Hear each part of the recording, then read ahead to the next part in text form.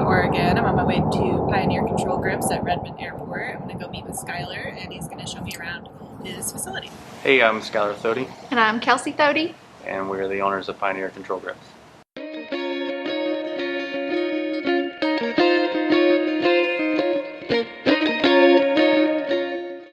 So yeah, we can walk you through the process of building a wooden grip start to finish. So we start out just using these sticks of walnut. We source these from a company in Indiana. So they're just a 3x3 rough sawn piece of walnut. We'll cut them down to roughly 8 inches here. And we have master grips that were handcrafted. Yeah, they're both handcrafted, but being that they're handcrafted, there are slight differences between the two. And I have a favorite, which is the left hand grip. So we'll start with setting on here, make our end cut. Super precise.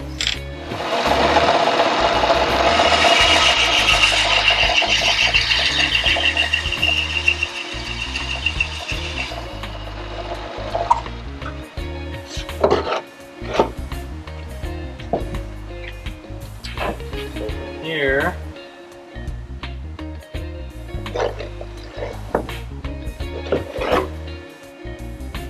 and make sure that we don't have any material overhanging the edges. And we'll just mark center.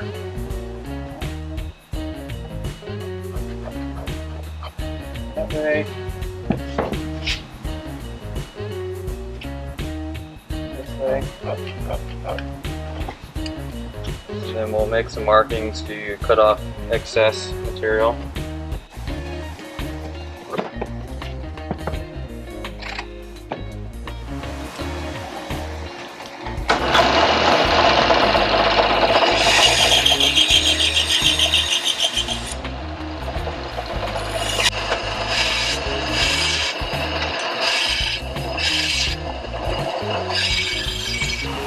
Okay.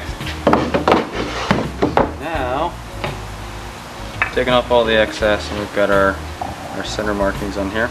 And we'll go check it up on the machine. We're just putting it in the duplicator. We're getting it lined up with our center marks that we made on the bench over there. So you have to have it chucked, obviously on the marks that we made, but also this way. So make sure that it's the same plane as the master grip. We'll just check it. Bring it there.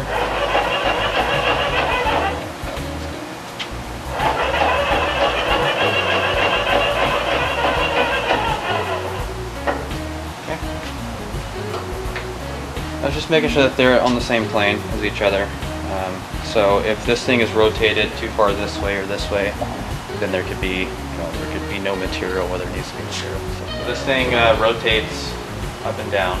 We have an indicator mark here where we want to have it in normal operation, so that's good. First thing we'll check. Then we want to make sure that our router bit is even with this. So we'll go here, and making sure that it's centered on this post and also the same depth as this.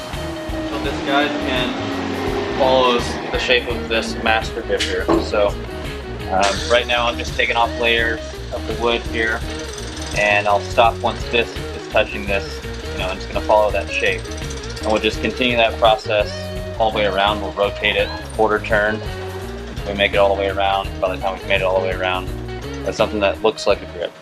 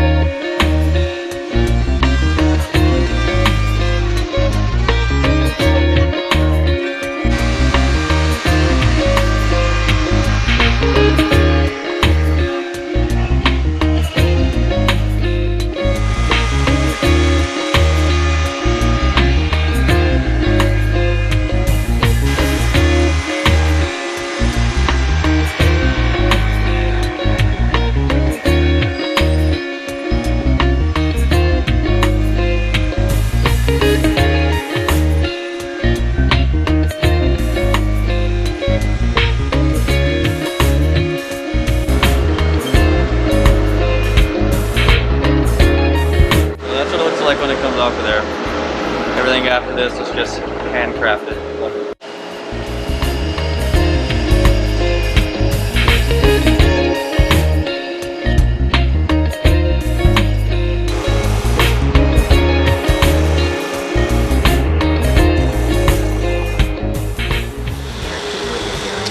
So I was saying, because of the aggressiveness of the routers, we have to leave quite a bit of material on around this area here.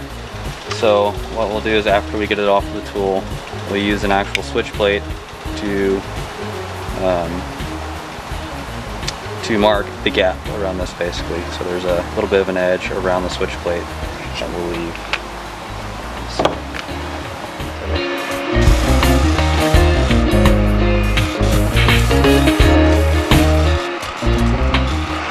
That pretty close. We'll go ahead and we'll flatten this part out, and then we'll try to flatten this out as well.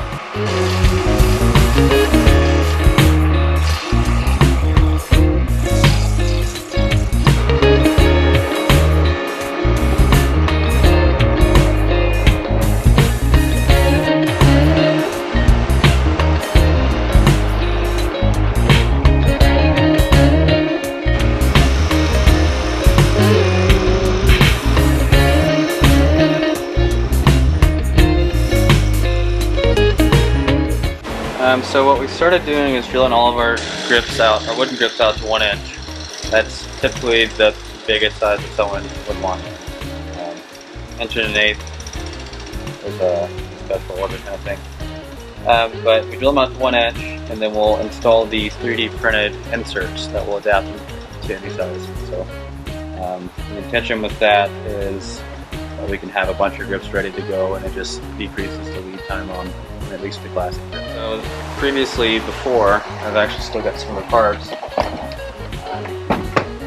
These steel collars would be bonded in for each grip, so the grip would be drilled to whatever the customer ordered, and then these would be bonded in, and basically it was always going to be that size. You had to do that before you could finish the grip. So with using the 3D printed inserts, we can completely finish the grip ahead of time and then install the insert once someone plays it later. So this is an example of the inserts that we bond into the grips. We do use a different material for our production models, but basically this grip here will get routed for these locking keys that we've designed into the part. So there's no chance of it moving this way, and there's a set screw that gets tapped into this that holds your grip in place.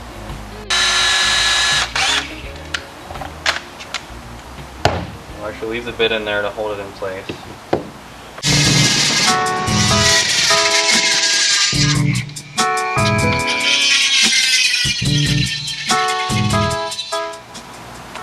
So when we're done, we have our notches in there, and we can just put one of these inserts in there and bond it in, and we're good to go. So from here, we've done all we can do with the machinery over there, so it's all just hand sanding. We'll use just a normal wet dry sandpaper to get all of these notches out. We'll shape this pocket here where your push to talk switch is going to go. Then we'll actually drill the opening for the push to talk switch, and yeah, it's just a bunch of time-consuming sanding that goes into that. And then once it's finished, we'll spray it with polyurethane. So by the time you're done, it'll look something like this. So this is the classic. It comes standard with a 4-way trim and 3 push buttons, as well as a push the talk button on the forward face. These are our most common grips, so we can make lots of them at once. This is where that 3D insert really comes in handy, because we can just have these ready to go. So yeah, this is a part of a Will It Grip series that we started on Instagram, and where we just take the most random materials that we can find and see if it will work as a stick grip. So I kind of wanted to mess around with resin, and this is just an epoxy resin, and we used some of our scrap wood pieces, and it turned out pretty cool. 3D printed grip, Pioneer Light, straight off the printer. So you see we've got supports in here that help it with sagging issues. So basically you just pull this off, you pull your supports out, and then it gets the same switch layout as our classic, which is a 4-way trim, 3 push buttons, and as well as a push the talk button there. So we have them on pre-order right now. They're going to start shipping the first week of December. So we're trying to just stock up. We've had a lot of interest in them so far. People love the look and shape of the Pioneer, but they don't necessarily want to pay for the handcrafted part of that. So these are at $265, whereas our classics start out at $479. So significantly cheaper. So I think it's going to be good.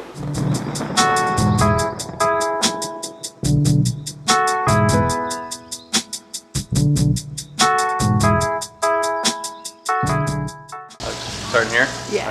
Daddy, hold on. This is our life. I'm like on the phone with the customer and she's like yelling in the background. Yesterday, Daddy made me go over here,